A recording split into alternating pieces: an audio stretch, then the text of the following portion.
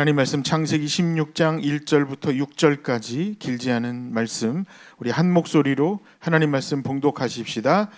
아브라함의 아내 사레는 출산하지 못하였고 그에게 한 여종이 있으니 애굽 사람이요 이름은 하갈이라. 사레가 아브라함에게 이르되 여호와께서 내 출산을 허락하지 아니하셨으니 원컨대 내 여종에게로 들어가라. 내가 혹 그로 말미암아 자녀를 얻을까 하노라 하매 아브라함이 사레의 말을 들으니라. 아브라함의 아내 사레가 그 여종 애굽 사람 하갈을 데려다가 그 남편 아브라함에게 첩으로 준 때에는 아브라함이 가나안 땅에 거주한 지 10년 후였더라.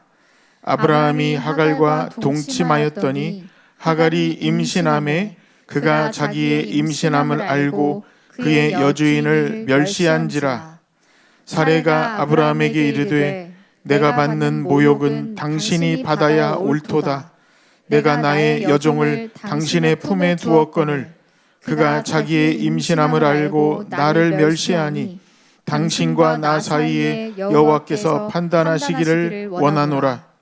아브라함이 사레에게 이르되 당신의 여종은 당신의 수중에 있으니 당신의 눈에 좋을 대로 그에게 행하라 하매 사레가 하갈을 학대하였더니 하갈이 사레의 앞에서 도망하였더라. 아멘. 하나님의 말씀입니다. 요즘 너무 아름다운 계절이죠. 그런데 이 아름다운 계절에 느닷없이 스산한 11월의 캐나다에 어두웠던 밤이 자꾸 생각이 나는 건 왜일까요? 여러분, 캐나다의 10월의 단풍은 정말 상상을 초월할 정도로 아름답습니다.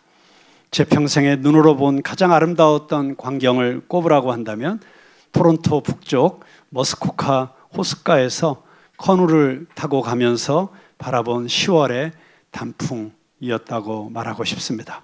그런데 그렇게 찬란했던 가을이 순식간에 사라지면서 이른 겨울이 11월에 찾아옵니다.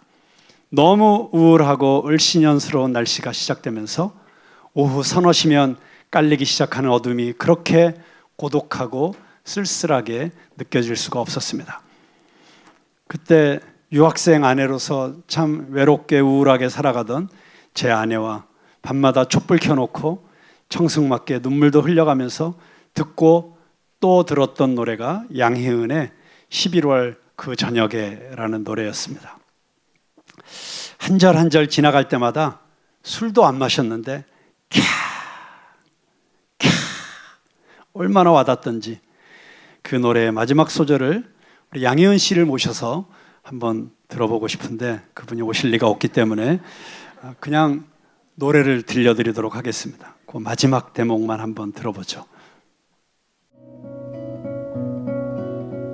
산다는 것이 뭐냐 하던 사랑이 모든 것이냐던 누가 내게 대답해 주냐던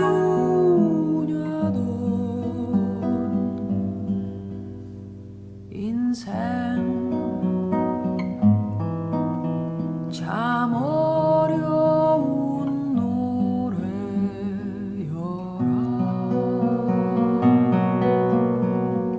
네, 2절 마지막에는 그 가사가 이렇게 됩니다. 인생 참 어려운 여행이여라. 제가 전곡을 다 들으면 너무 우울해지실까 봐 살짝만 들려드렸어요. 그런데 일부 예배 때는 이 노래가 안 나오는 거예요. 그래서 할 수 없이 제가 불렀어요. 어려웠어요.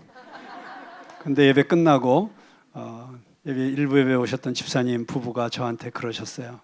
양희은 씨가 부르는 것보다 목사님이 부를 때 더 은혜가 됐어요. 왜요? 그랬더니 인생이 어렵다는 게 느껴져서요. 정말 인생이 이렇게 쉽지 않구나. 나오려는데 안 나오고. 네, 여러분 이 가사 너무 공감되시죠? 인생 참 어려운 노래여라. 인생 참 어려운 여행이여라. 인생 정말 잘 부르기 어려운 노래지요. 그리고 행복한 여행이 되기가 쉽지 않은 여정입니다. 우리 중국말로 인사말 가운데 일루 썸펑이라는 인사가 있어요. 헤어질 때 특별히 멀리 여행 가는 사람들에게 꼭 일로 썸펑 합니다. 한국말로 읽으면 일로 순풍. 가시는 길에 순풍에 돛단 듯이 좋은 일만 있으라는 그런 덕담이지요. 정말 그렇게 그 덕담처럼 화창한 날씨에 신선한 바람까지 불어오는 요트 여행이면 얼마나 좋겠습니까? 제가 우리 청년들하고 말레이시아 단기 선교를 간 적이 있습니다. 육지에서 2시간 떨어진 섬으로 배를 타고 들어가는데 얼마나 그날 파도가 심하든지 상당히 사이즈가 있는 쾌속선이었음에도 불구하고 배가, 그때 신민 집사님 같이 가지 않았어요? 못 갔었나? 야, 그때 우리 파라과이에서 왔던 고은인가? 네, 고은이가 막 통곡을 하면서 우는 거예요. 무섭다고 살려달라고. 근데 저는 그게 불쌍하지도 않았어요. 왜냐하면 제가 멀미가 얼마나 심하가는 제 평생에 났던 멀미 중에 제일 심한 멀미를 그때 경험했는데 정말 선교고 뭐고 다 때려치고 싶더라고요. 그냥 빨리 이 배에서 내릴 수만 있으면 뭐든지 하고 싶다. 막 그 정도로 괴로웠습니다. 여러분, 우리가 배를 타고 가다 보면 너무 아름다운 광경도 만나지만 그렇게 바로 뛰어내리고 싶은 그런 괴로운 현실이 끊임없이 찾아오는 게 우리 인생 아니겠습니까? 오늘 우리가 함께 읽은 창세기 16장에 우리 믿음의 조상 아브라함의 모습을 보면 정말 우리 인생이 쉽지 않다는 거 느끼게 됩니다. 그리고 신앙생활 만만치 않다는 것도 느끼게 됩니다. 왜요? 15장에서 무슨 일이 있었습니까? 전쟁에 이기고서도 두려움 속에 있었던 아브라함에게 하나님이 찾아오셔서 놀라운 말씀을 주십니다. 아브라함아, 두려워하지 마라. 내가 너의 방패다. 내가 너의 상급이다. 그리고 아브라함을 밤하늘 별들이 있는 장막 밖으로 데리고 나가셔서 아브라함아, 저 하늘의 별보다 더 많은 자손을 내가 너에게 줄 것이다. 아브라함이 너무 감동하고 감격해서 하나님 너무 감사합니다. 그런데 믿어지지가 않습니다. 저에게 증거를 좀 보여주시면 안 되겠습니까? 아브라함아, 내가 지금 너에게 하는 이 말을 내가 너와 함께 언약으로 맺으리라. 그리고 당시에 중동 지역에서 언약을 맺을 때 사용하는 방법, 짐승을 반으로 쪼개서 갈라놓고 그 사이를 언약의 당사자들이 지나가는 거예요. 만약에 내가 이 약속을 지키지 않으면 이 짐승들처럼 내가 쪼개질 것이다. 그게 하나님이 일방적으로 행하신 언약의 행위였어요. 그래서 아브라함이 짐승들을 쪼개놓고 기다립니다. 하루 종일 기다렸는데 이윽고 밤이 되자 타는 횃불 그리고 연기나는 화로가 그 짐승 사이를 지나가요. 그것은 하나님의 임재의 상징이었죠. 하나님께서 친히 지나가시면서 약속하신 거예요. 그 약속을 인쳐주신 거예요. 여러분, 이런 신비하고 놀라운 영적 체험이 어디 있습니까? 하나님께서 직접 임하셔서 불타는 횃불로 그리고 연기나는 화로로 보여주시면서 내가 이 약속을 꼭 지킬 것이다. 너는 내 것이다. 너는 두려워하지 말라. 내가 너를 존귀하게 할 것이다. 내가 너를 높여줄 것이다. 내가 너로 큰 민족을 이루게 할 것이다. 네가 지금 고민하고 있는 이 모든 것들이 눈안개처럼 사라지게 할 것이다. 이런 놀라운 약속을 주시는 경험을 했다고 생각해 보세요. 네, 여러분, 우리도 참 답답하고 힘들 때 어디 찾아갑니까? 산기도 가죠. 저도 제 인생에 가장 힘들고 어려웠던 시간 또는 정말 하나님의 응답을 너무나도 알고 싶은 그 응답 받고 싶은 순간에는 늘 산을 찾아갔었어요. 그래서 제 인생의 고비고비마다 정말 산에 대한 추억들이 있습니다. 가서 주여 주여 부르짖고 제 우울증 걸렸을 때도 청계산에서 기도하면서 치유함을 받고 정말 하나님의 비전을 받을 때도 아프리카 케이프타운의 이 라이온스 헤드 산 위에서 하나님을 경험하고 성령 체험하고 이런 모든 이 놀랍고 신비한 일들이 주로 산에서 일어나잖아요. 그런데 그러고 나서 할렐루야 하고 내려오면 어떻게 됩니까? 현실이 기다리고 있습니다. 집에 오면 나로 하여금 산으로 가게 만들었던 그 현실이 여전히 변하지 않은 채 여보 하고 기다리고 있죠. 저희 집 얘기가 아니에요. 지금 아브라함 얘기예요. 아브라함 얘기. 집에 왔는데 사례가 그냥 이 놀라운 영적 체험을 하고 왔는데 사례가 기다리고 있는 거예요. 그러면서 사례가 어떤 현실입니까? 16장 1절 한번 같이 읽어보겠습니다. 시작. 아브라함의 아내 사례는 출산하지 못하였고 그에게 한 여종이 있으니 애굽 사람이요 이름은 하갈이라. 아내 사례가 출산하지 못하고 있는 게 현실인 거예요. 하나님의 약속은 있었어요. 그런데 실제로 임신은 되지 않고 시간이 가도 도대체 아기가 생길 것 같은 기미도 보이지 않아요. 걱정이 앞서고 두려움이 있고 불안하고 고민합니다. 정말 내 남편 통해서 하나님이 말씀하셨다 했는데 정말 그 약속이 이루어질까? 사실 중동 지방의 그 당시에 이스라엘 그 유대 문화에서는 아기가 없다는 것은 여인에게 큰 수치였어요. 인간적으로도 수치였어. 그런데 더군다나 이건 하나님이 자식을 주시겠다는 약속을 주셨는데 안 이루어지니까 고민이 생기는 거예요. 이게 내 잘못인가? 내가 죄를 지어서 그런가? 내가 뭔가 부족한가? 하나님께 드리지 못해서 그런가? 온갖 부정적인 생각들이 감싸다 보니 결국 사례는 인간적으로 이걸 해결해야겠다. 그 인간적인 생각이 찾아온 것입니다. 여러분, 그런데 우리도 그렇지 않습니까? 때로 하나님 말씀대로 순종하고 살려고 하다가도 때로는 그냥 인간적이고 세상적인 방법을 따라가고 싶을 때가 있어요. 그런 유혹이 있습니다. 근데 그 인간적인 생각들은 굉장히 설득력이 있어요. 여러분, 인간적인 생각이 왜 설득력이 있을까요? 인간적이니까. 우리한테 맞는 거예요. 그게 이성적으로도 맞고 감정적으로도 맞고 정서적으로도 맞고, 그리고 이게 유일한 해결책처럼 느끼기도 하고, 하나님한테 기도해봤자 안 되는데 하나님도 내 입장 한번 대보세요. 이런 마음에 그냥 내 식으로 해결하고 싶은 충동이 불쑥불쑥 떠오르게 되는 것입니다. 그런데 여러분, 주로 그렇게 내 인간적인 생각은 주로 세상적인 방법이죠. 세속적인 방법들입니다. 그래서 남들이 다 하는 거예요. 남들 다 하기 때문에 죄책감도 없습니다. 그 당시에 하갈이라는 여종을 통해서 아기가 없는 이 현실을 타개하고 싶은 이 마음은 상당히 현실적이고 실현 가능한 방법처럼 보였습니다. 여러분, 아브라함도 똑같은 유혹을 받았었죠. 하나님, 이 나이에 제가 무슨 자식을 낳겠습니까? 차라리 저 신실한 엘리에셀이나 양자로 삼아서 이 양자를 통해서 민족을 이루면 되지 않겠습니까? 그렇게 얘기했다가 하나님께서 분명하게 말씀하셨죠. 아브라함아, 네 몸에서 난 씨라야 너의 후손이고 네 몸에서 난 자식이라야 약속을 이어갈 자식이 될 것이다. 여러분, 사례도 아브라함도 쉽게 인간적으로 이 문제를 해결하고 싶은 유혹 앞에 있었습니다. 그래서 사례가 2절에 보니까 이렇게 이야기합니다. 2절 한번 같이 읽어보겠습니다. 시작. 사례가 아브라함에게 이르되 여호와께서 내 출산을 허락하지 아니하셨으니 원하건대 내 여종에게 들어가라.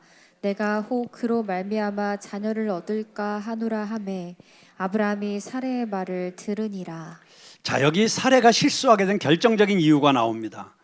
첫째는 자기가 임신하지 않은 것이 하나님이 허락하지 않은 것이라고 단정한 거예요. 여러분, 하나님이 허락하지 않으셨습니까? 아니요, 하나님은 허락하시겠다고. 인간적으로 볼 때는 오히려 불가능한 사례를 통해서 자식을 주시겠다고 약속하셨어요. 단지 그 약속이 언제 이루어질지는 아직 사례의 생각과 사례의 기대대로 되지 않았을 뿐이에요. 그런데 사례는 하나님이 허락하지 않으셨다고 단정하고 있습니다. 여러분, 우리가 신앙인들이 저지르는 가장 흔한 실수가 바로 이것입니다. 상황이 내 마음대로 되지 않는다고, 내가 원하는 대로 이루어지지 않았다고 하나님이 나 사랑하지 않으시나 봐. 하나님은 나를 이뻐하지 않으셔. 하나님은 다른 사람 기도 다 들어주셔도 내 기도는 안 들어주셔. 이게 우리가 너무나도 자주 저지르는 실수라고 하는 것입니다.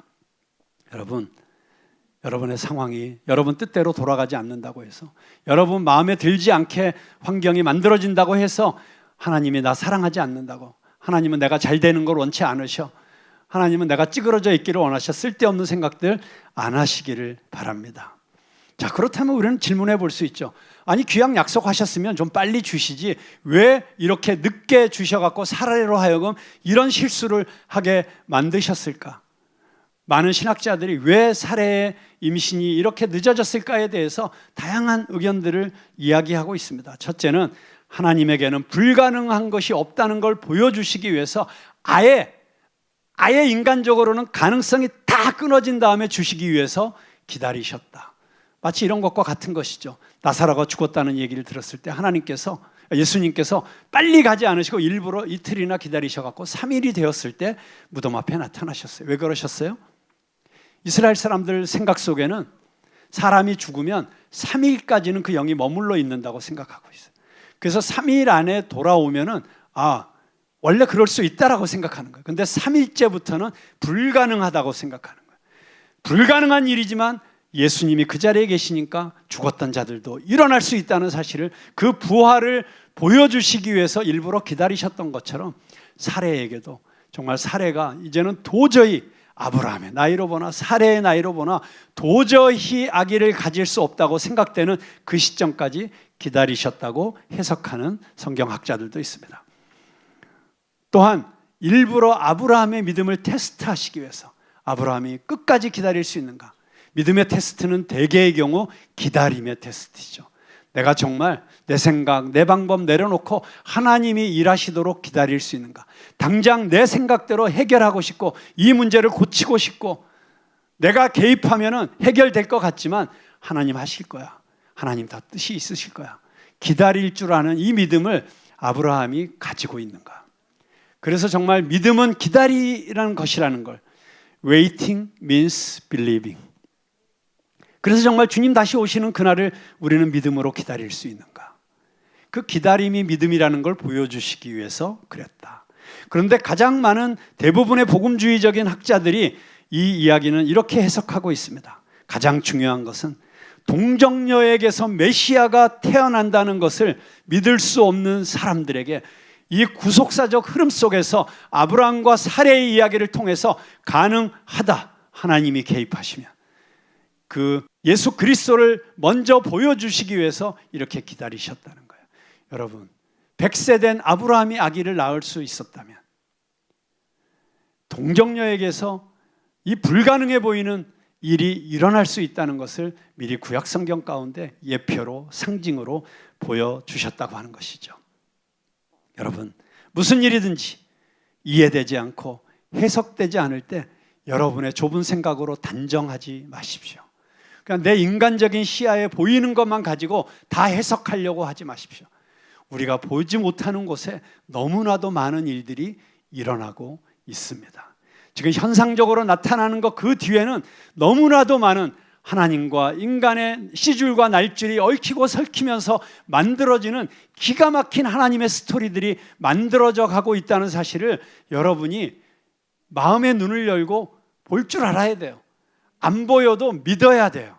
하나님이 일하시고 계실 거야. 여러분, 그 믿음으로 우리 살아가는 거 아닙니까? 왜 당신이 나서서 해결하려고 하십니까? 여러분, 그렇습니다. 단정하지 마십시오. 의심하거나 절망하지 마십시오. 어둡지만 반드시 새벽이 올 것입니다. 절망이지만 반드시 우리 앞에는 소망이 빛나고 있습니다. 불가능한 것이지만 하나님의 역사는 가능케 하신다는 이 놀라운 섭리를 믿으시기 바랍니다. 여러분, 모든 일이 불가능할 때, 내 힘으로는 도저히 해결할 수 없을 때 우리가 해야 될 일은 그래서 무엇입니까? 예수님 앞에 나오는 것입니다. 천부여 의지 없어서 손들고 옵니다. 내 힘으로는 할 수 없습니다. 내 능력으로는 불가능합니다. 주님, 두 손 들고 주님 앞에 나옵니다. 불쌍히 여겨 주시옵소서. 여러분, 이게 우리의 기도가 되어야 되지 않겠습니까? 그렇게 할 때 저와 여러분의 생애 가운데, 우리 교회 가운데 놀라운 일들이 일어나게 될 줄로 믿습니다.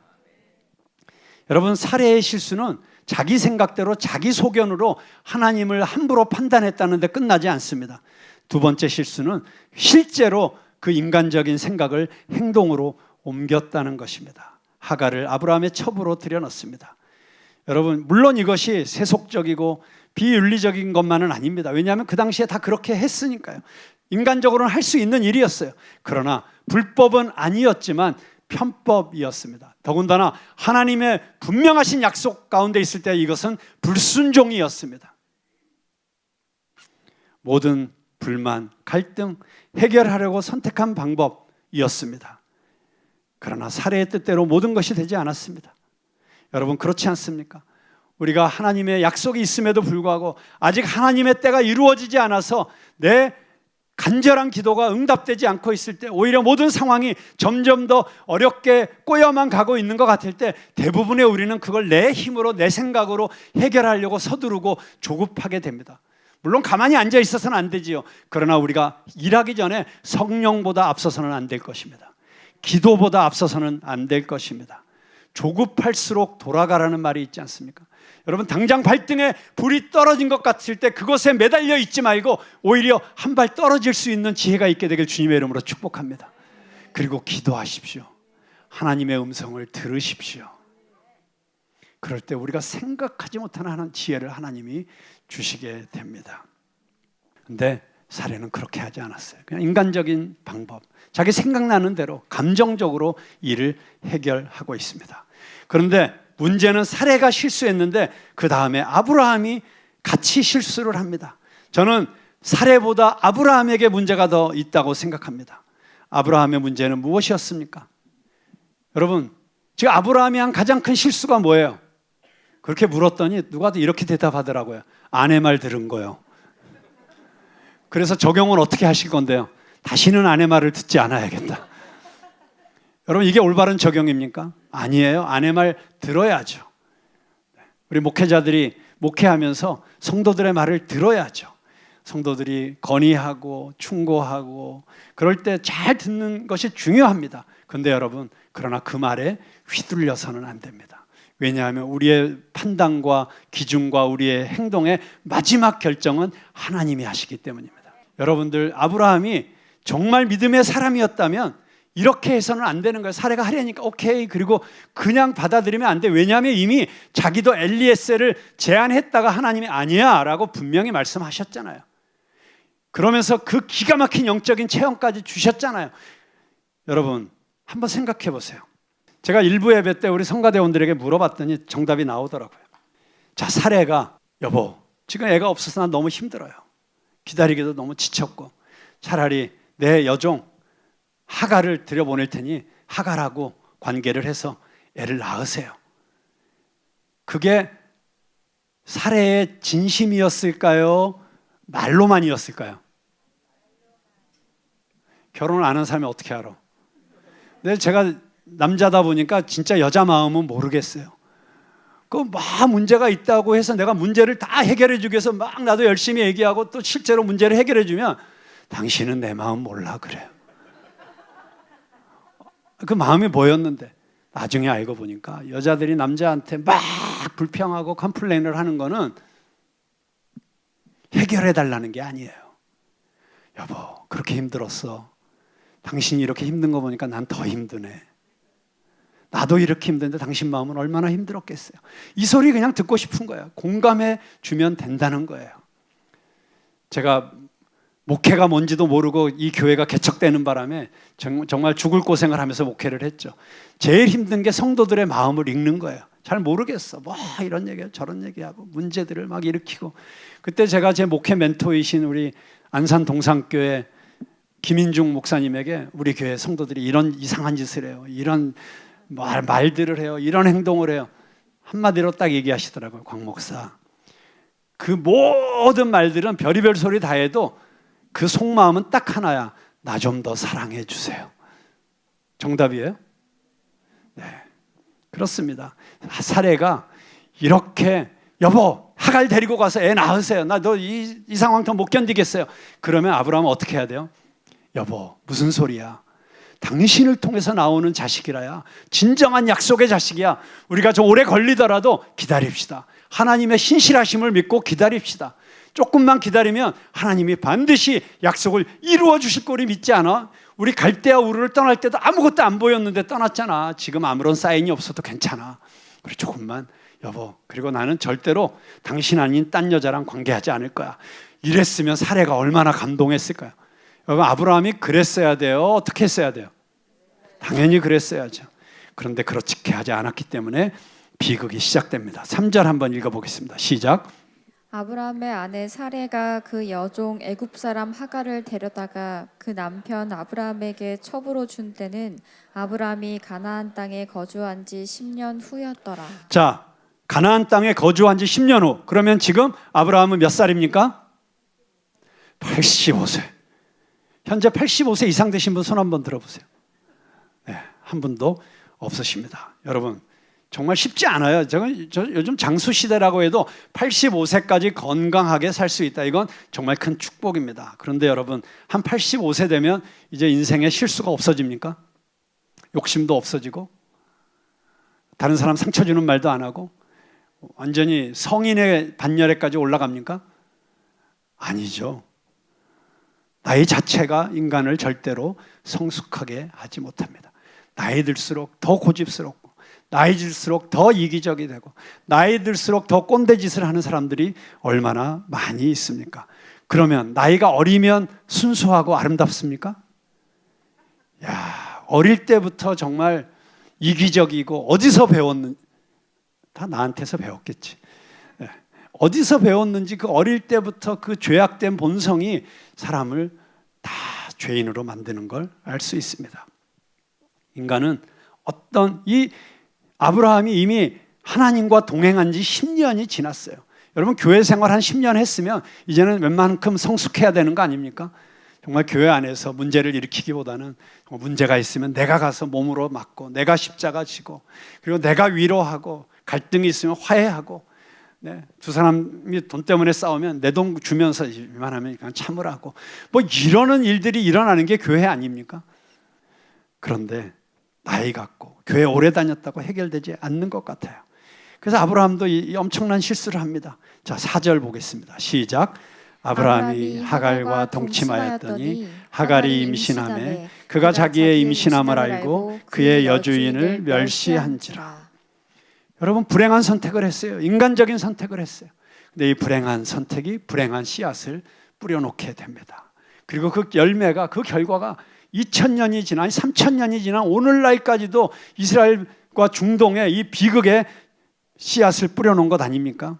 너무 신기해요. 사례가 그렇게 원했던 임신은 안 됐는데 하갈은 너무 쉽게 임신이 됩니다. 이럴 때는 하나님이 좀 야속하게 느껴질 수도 있을 것 같아요. 자, 그런데 문제는 뭡니까?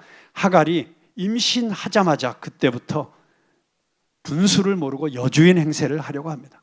여러분, 이게 모든 인간의 속성 아닙니까?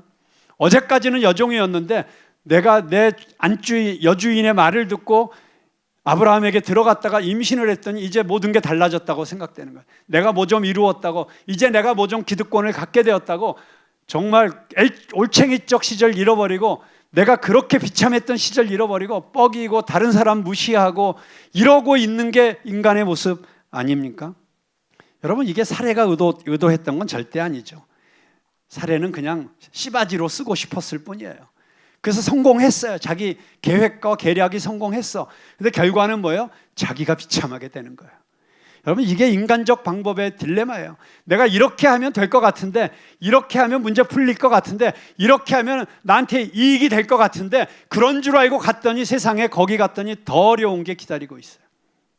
여러분, 그래서 처음에는 어렵고 힘들지만 시간이 갈수록 하나님의 은혜가 넘치는 인생이 되기를 주님의 이름으로 축복합니다. 그러게 되기 위해서는 우리가 무슨 길을 택해야 돼요? 좁은 길을 택해야 돼요. 십자가의 길을 택해야 돼요. 내가 죽고 하나님이 사시는 길을 택해야 돼요. 내 자아를 죽이지 않으면 우리는 끊임없이 인간적인 방법, 세상적인 방법 쓸 수밖에 없고요.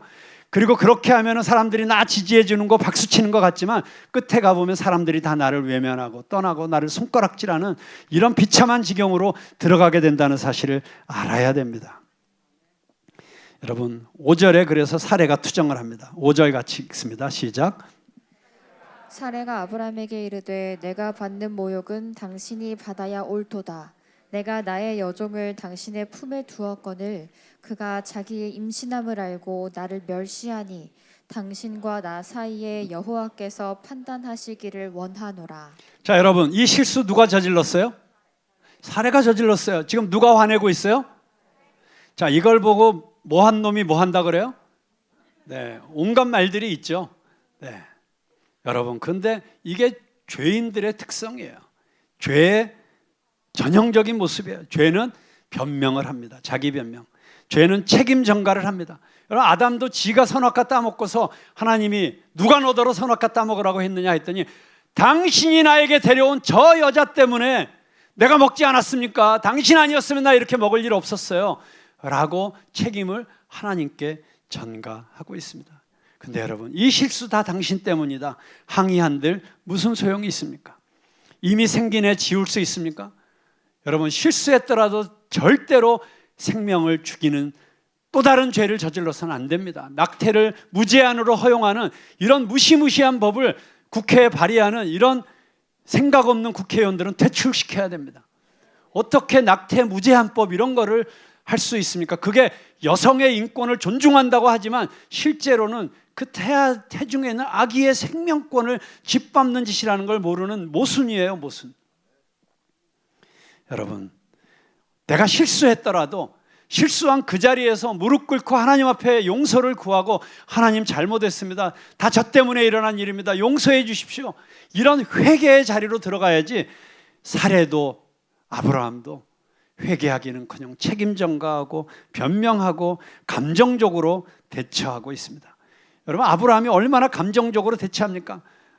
자기 아내가 막 바가지 긁으니까 당신 여자잖아, 당신 여종이잖아, 알아서 해. 아브라함이 당신의 여종이니 당신 좋은 대로 하세요 이렇게 하지는 않았을 것 같아요. 그런 톤이 아니에요. 알아서 해, 이거 누가 저지른 일인데 당신이 알아서 하라고, 이러고 말한 걸 성경이 비교적 점잖게 기록을 한 것입니다. 그랬더니 또 그 쌩하고 돌아서는 아브라함 보면서 더 분노가 치밀은 사레가 하갈을 학대했다고 성경은 기록하고 있습니다. 도대체 이 부부가 무슨 짓을 하고 있는 것입니까? 최소한 자기들이 져야 될 책임을 져야 될 것 아닙니까? 자기들이 없는 후손을 위해서 씨바지가 되어준 그 여종을 그래도 인간적으로 대우했어야 될 것 아닙니까? 학대해서는 안 되는 것이죠. 그래서 하갈이 견디다 못해서 사레를 떠납니다. 여러분, 이게 인간의 역사 아닙니까? 지금도 우리 현실 가운데 계속해서 일어나는 일 아닙니까? 무책임, 책임 전가, 학대. 그래서 도망가는 인생들. 아내는 학대하는 남편으로부터 도망가고, 자식은 일만 하고 성공만 추구하고 내버려 두고 있는 부모들로부터 도망가서 게임방에 가 있고, 학생들은 실력 없는 선생으로부터 도망가고, 노동자는 착취하는 주인들로부터 도망가고, 백성들은 독재하는 정치가들로부터 도망가는 것입니다. 우리가 이 세상에 나가서 길거리에서 누굴 붙잡고 지금 어디에서 와서 어디로 가고 계십니까? 그러면 대부분의 사람들은 잘 모르겠는데요, 그냥 죽지 못해 삽니다. 마지 못해 삽니다. 생각 없이 삽니다. 좀 생각이 있는 사람들은 도망가고 있습니다. 여러분, 그렇습니다. 오늘 아브라함과 사레의 모습을 보면서 우리가 깨닫는 것은 무엇입니까? 그렇게 하나님께서 특별한 은혜를 주셨고, 하나님께서 지난 10년 동안 기적을 보여주셨고, 이렇게 부강하게 해주셨고, 온갖 위기에서 건져주시는 이런 놀라운 은혜를 주셨음에도 불구하고 여전히 믿음 없음으로 인해서, 여전히 하나님을 신뢰하지 못함으로 인해서, 여전히 인간적이고 감정적인 생각과 계획과 방법을 사용함으로 말미암아 자기들뿐만 아니라 무고한 사람들까지 괴롭히고 가슴 아프게 하는 이런 일을 저지르고 있다는 것입니다. 그래서 로마서 3장 10절에서 12절은 이렇게 기록하고 있습니다. 기록된 바 의인은 없나니 하나도 없으며 깨닫는 자도 없고 하나님을 찾는 자도 없고 다 치우쳐 함께 무익하게 되고 선을 행하는 자는 없나니 하나도 없도다. 여러분, 이 로마서의 이 성경 말씀을 일본 사람들이 기가 막히게 표현하지 않았습니까? 민나 도르보데스, 모두가 다 도둑놈들이다.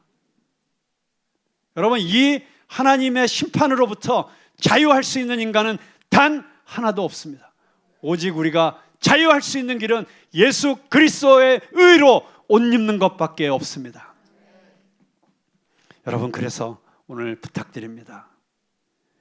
우리가 다 죄인일 수밖에 없고, 은혜 좀 받았다고 하지만, 우리가 교회 봉사 좀 했다고 하지만 여전히 실수하고 여전히 말과 생각과 행동으로 다른 사람들을 아프게 하고 관계를 깨트리고 이런 일들을 하고 있는 우리의 연약한 모습을 용납해 주시는 그 하나님의 은혜를 생각하면서 우리가 반드시 기억할 것이 있습니다. 첫째는 우리가 다른 사람의 실수를 용납할 줄 알아야 된다는 것입니다. 다른 사람들을 관용으로 대해야 된다고 하는 것입니다. 여러분, 설령 내 아내가 내가 절대로 내 인간적인 생각과 감정으로는 용서할 수 없는 죄를 지었다고 할지라도 용서하실 수 있게 되길 주님의 이름으로 축복합니다. 내 남편이 도저히 내 자존심을 건드리고 나를 비참하게 만들었던 걸 생각하면 죽을 때까지 용서 못하겠다고 생각했을지라도 용서하실 수 있게 되기를 바랍니다. 왜요? 그보다 더 큰 죄를 아버지 하나님께서 용서해 주셨기 때문입니다. 오늘 이창수 전도사님의 랩 가운데 십자가에 달리신 예수님처럼 내가 총에 맞아 죽은다면 그때 예수님이 하신 말씀을 떠올리겠다고 하면서 무슨 이야기를 떠올렸습니까? 주여 저들을 용서하여 주시옵소서. 저들이 자기들이 하는 일을 알지 못하나이다. 아우카 인디언들의 창에 맞아 죽어가면서도 짐 엘리ot과 그의 친구들이 드렸던 기도가 바로 그 기도였습니다. 그렇습니다. 목회하다 보면 상처받은 말을 많이 들을 때가 있습니다. 정말 죽을 힘을 다해서 내 모든 걸 다 쏟아내고 목회를 해도 정말 어이없는 말들로 상처를 주는 성도들의 말이 있을 수 있습니다.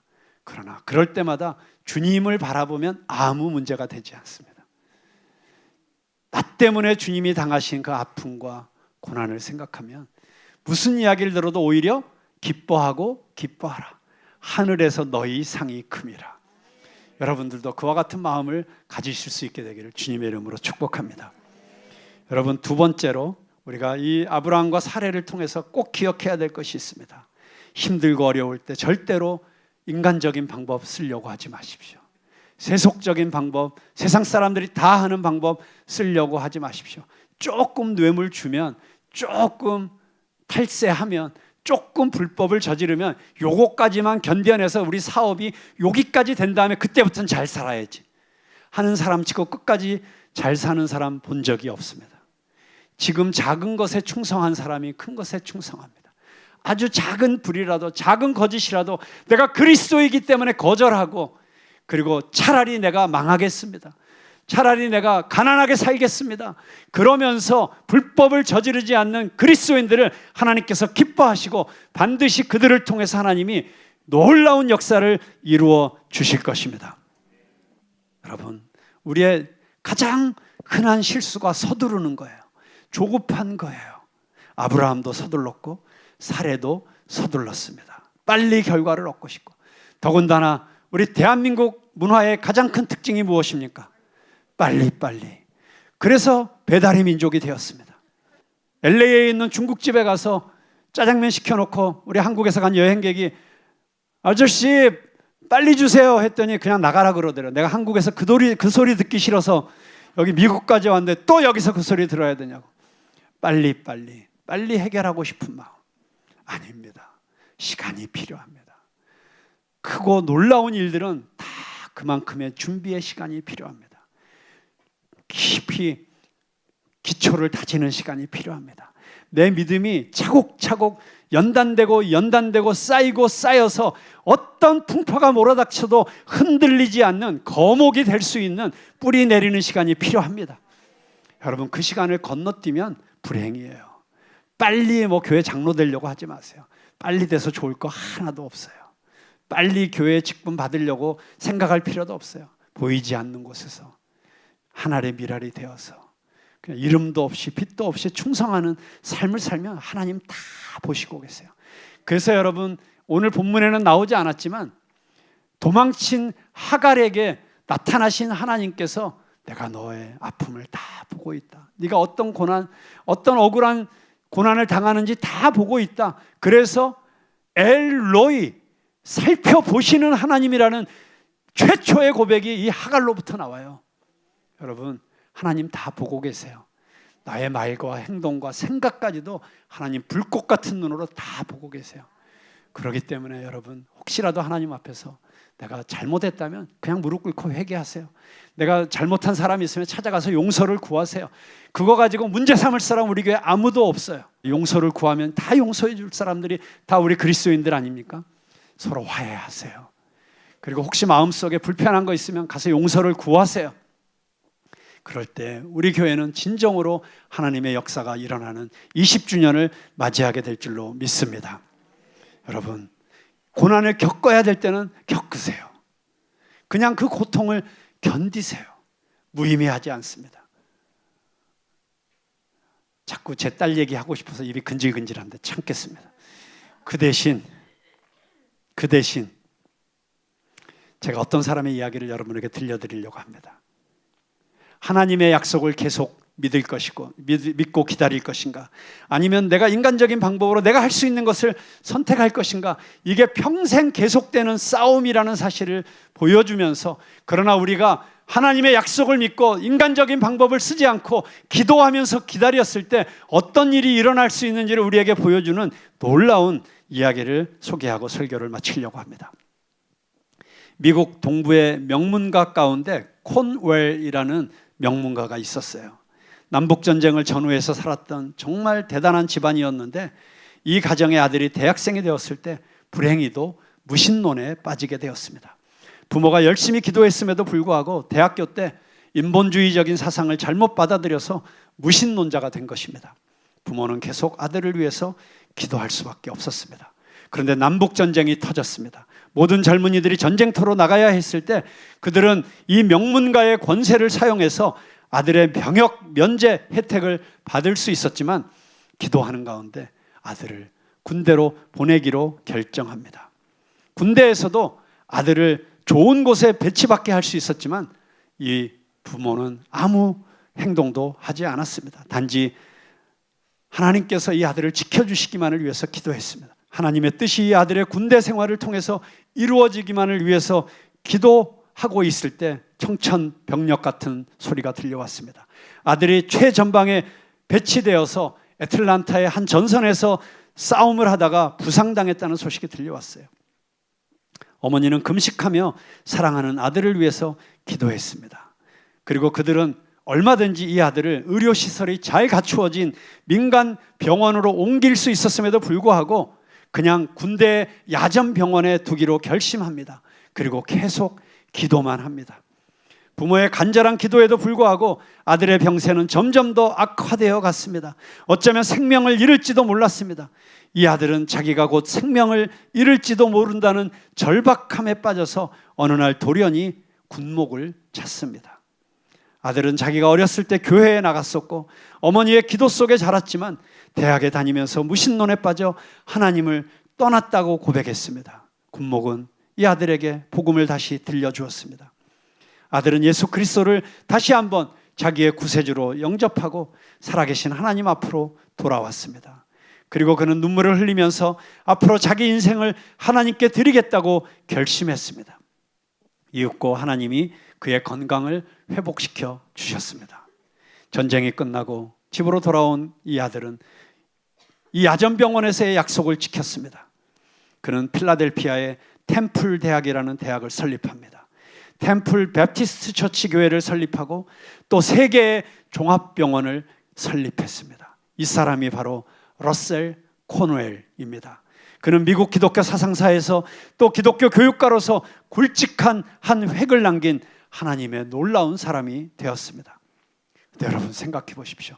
만약 그때 그 부모가 서둘렀더라면, 그리고 지나치게 인간적인 방법을 사용했다면 그 아들을 통해서 이루어질 수 있는 이 놀라운 하나님의 기회와 방법을 경험하지 못했을 것입니다. 때로는 기다리는 것이 최선일 수 있습니다. 그리고 하나님의 방법이 최선입니다. 사랑하는 여러분, 응답이 지연되고 있다고 느끼십니까? 꿈이 좌절되었다고 느끼십니까? 미래가 불투명하다고 느끼십니까? 서두르지 마십시오. 하나님의 음성을 들으십시오. 엎드려 기도하시기 바랍니다. 그리고 무엇보다도 중요한 것은 수단과 방법을 가려서 행동하십시오. 정정당당하게 최선을 다하십시오. 그렇게 하지 않는다면 여러분도 아브라함과 같은 시행착오를 겪을 수밖에 없을 것입니다. 서둘러 행동하면 당장은 결과를 얻는 것처럼 보입니다. 그러나 그것 때문에 아브라함은 골깊은 가정적 갈등과 민족적인 갈등을 감내해야 하지 않습니까? 자자손손 후대에 부담을 줄 수밖에 없는 그 긴 고통을 유산으로 남기기를 원하십니까? 아니면 아브라함의 실수에서 배우고 아브라함과 같은 실수를 되풀이하지 않도록 하나님의 뜻을 발견하고 하나님의 약속을 붙들고 정정당당한 행동을 통해서 주님께 영광을 돌리는 삶을 구하시겠습니까?